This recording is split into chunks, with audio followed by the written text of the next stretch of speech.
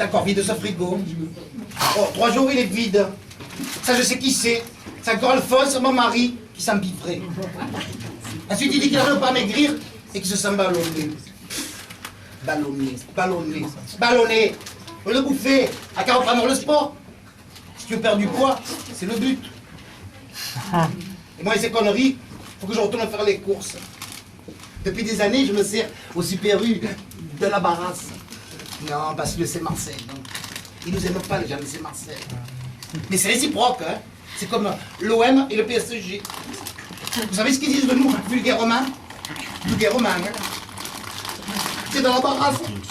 Donc le Taras. C'est pas gentil, hein. Vous voyez qu'ils nous aiment pas. Heureusement que je suis pas 2 fois sur mer. Par contre, toi, de quel quartier tu viens? Ah, tu veux pas le dire, il vaut mieux, va. Donc, en faisant mes courses, au sécurité de la Barasse, je prends que le strict nécessaire. Parce que même là-bas, on voit bien que le pouvoir d'achat est en baisse. En baisse! Enfin, ça, c'est pareil, hein, c'est nique quand même. Le plus de ce magasin, tu peux pas être tenté par un ordinateur ou un téléviseur. Au milieu de la charcuterie et des fromages, il n'y en a pas. Je finis mes courses, et au moment de payer, qu'est-ce que je vois sur la caisse? Un trousseau de clés. Il doit appartenir à la blondasse qui sort du magasin. Ouh! Oh, elle n'entend pas, hein? Ouh! Vous êtes sourd de quoi? Vos clés, vous les avez oubliées? Mon Dieu! Raymond! Oui, Raymond! Tout le monde il la connaît dans le quartier. Elle était à l'école ensemble, de la maternelle au CM2. C'était ma meilleure copine. Elle est devenue ma meilleure que j'ai plus vue. Qu'est-ce que je deviens?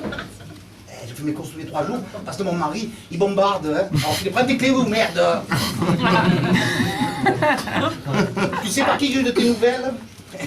Comme d'habitude, par les commères du quartier. J'ai appris que tu as divorcé.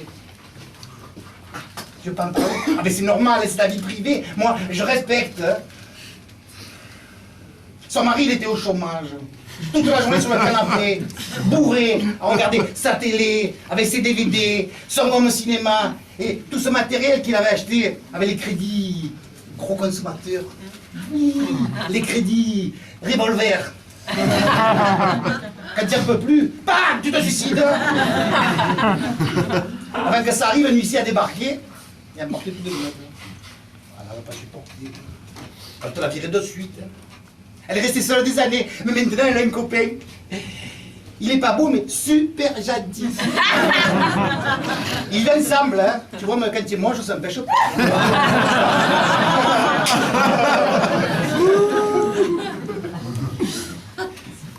Elle a aussi perdu sa maman. Oh, quel malheur. Donc, 89 ans, ça va. Elle n'avait pas vu 150 ans comme les tortues des Galapagos. Mais elle est morte tragiquement. Elle a pris l'avion le 11 septembre. Direction New York, via Milan, via Francfort. C'est ça les compagnies low cost. Tu pars aux États-Unis et tu remets du gorgonzola, des saucisses et le maillot du PSG. Arrive à Voici la vieille, elle est tombée dans l'escalator. 2 vertèbres cervicales cassées. Elle est morte sur le coup.